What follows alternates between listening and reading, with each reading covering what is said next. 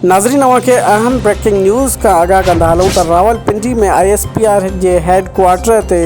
सिंधी नौजवाननि जे वफ़द army chief general Qamar Javed Bajwa सां मुलाक़ात कई, जॾहिं त मेजर जनरल जेको आहे सो आसिफ़ गफ़ूर साहब जन पिणु उन्हनि सां मुलाक़ातूं कयूं, जॾहिं त सिंधी नौजवाननि जेको आहे सो सिंधी अजरक टोपी जेको आहे सो सूखड़ी तौरु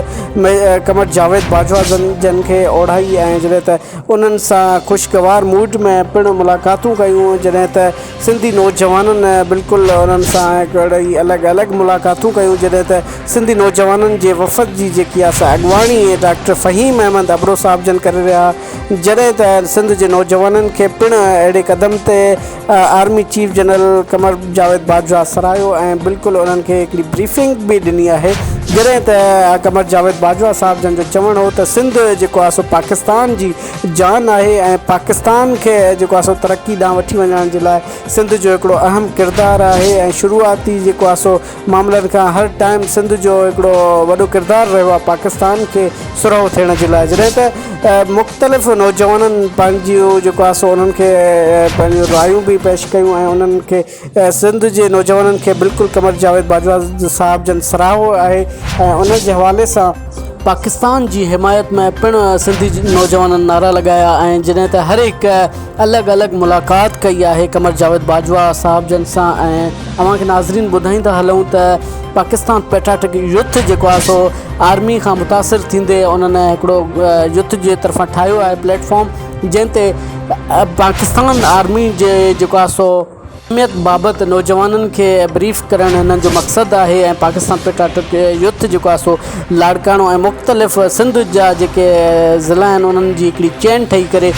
कमर जावेद बाजवा साहब जन सां मुलाक़ात कई आहे रावलपिंडी जे हेड क्वार्टर ISPR में, जॾहिं त उन्हनि खे ब्रीफिंग बि ॾिनी आहे पंहिंजो कमर जावेद बाजवा साहब जन ऐं मुख़्तलिफ़ जेको आहे सो लेक्चर बि ॾिना विया त अवां नौजवाननि जे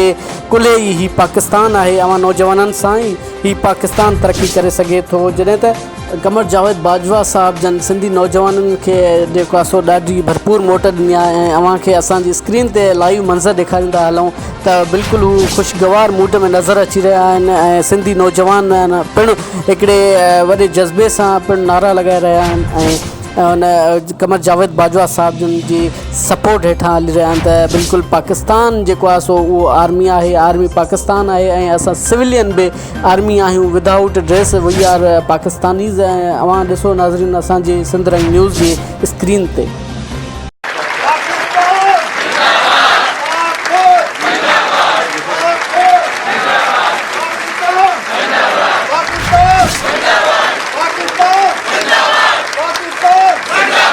सिंध जो है पाकिस्तान की जान है। पाकिस्तान के बनाने में सिंध का बहुत अहम रोल था। आज वो हमारे बेस्ट जवान हैं, तो बहुत माशाल्लाह जफाकश और मेहनती और बहुत लॉयल, बहुत वफादार जो है हमारे जवान हैं। अगर हम अपने आप को ईमानदारी से नहीं देखेंगे तो कोई हमारी हेल्प नहीं करेगा। हमारे फ़ौज में एक मेरिट का सिस्टम, आप लोग जो हैं नई जनरेशन जो है ये आप लोग उम्मीद हैं, हमने पाकिस्तान को वहाँ ले जाना है, उसका हक बनता है। ये सोचना पड़ेगा हम सबको कि हमने पाकिस्तान को अगर आगे लेके जाना है तो मेरिट की बेस पे जा सकते हैं कि मेहनत का कोई नेमल बदल नहीं है। जिस डायरेक्शन में आप जाएंगे पाकिस्तान उस डायरेक्शन में चला जाएगा। कामयाब आदमी जो पानी के रुख के उस पर रुकावटें बड़ी होती हैं। और मुझे हमेशा लोग कहते हैं, मैं भी अमेरिका भी गया कि भी आपकी फ़ौज ने बड़ा अच्छा काम किया है, तो आपने ये कैसे कामयाबी अचीव कर ली कि आपने दहशतगर्दों को उठा के मुल्क से बाहर फेंक दिया। तो मैं उनको हमेशा दो वजह कहता हूँ। मैं एक तो हमारी माएँ ऐसी हैं जो ऐसे बच्चे पैदा करती हैं जो मुल्क के ऊपर जान निछावर करने को तैयार होते हैं, और हमारे जवान ऐसे हैं जो कभी मैं उनसे पसीना मांगता हूँ तो वो खून देते हैं। और हमारे फ़ौज के अंदर भी हम एक हमारा असूल है, हम कभी जवान को नहीं कहते कि एडवांस, हम कहते हैं फॉलो मी। हमारा लीडर ऑफिसर हमेशा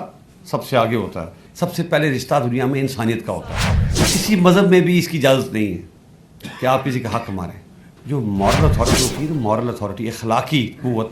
वो फ़ौजी क़ुव्वत से बहुत ज़्यादा होती है। हमने कराची को दहशतगर्दों से आज़ाद कराया है। पाकिस्तान का मुस्तकबिल जो है वो जमहूरियत से ही वाबस्ता है। This is beginning of the change. आप लोग बड़े मजबूत बच्चे हैं, आप यकीन करें, आप आप लोग समुद्रों का रुख चेंज कर सकते हैं। हमें आपको नेशनल लेवल पे अपने आप को उस लेवल पर लाना है कि जहां हमारी आवाज़ सुनी जाए। पाकिस्तान दुनिया में अपना मकाम हासिल करेगा। दुनिया में जो चेंजेस लाते हैं ना, इनकलाब लाते हैं, वो यूथ लाती है। मज़ीद ख़बर ने अपडेट्स के लाइ विज़िट कयो असांजो फेसबुक जो पेज सिंध रंग न्यूज़।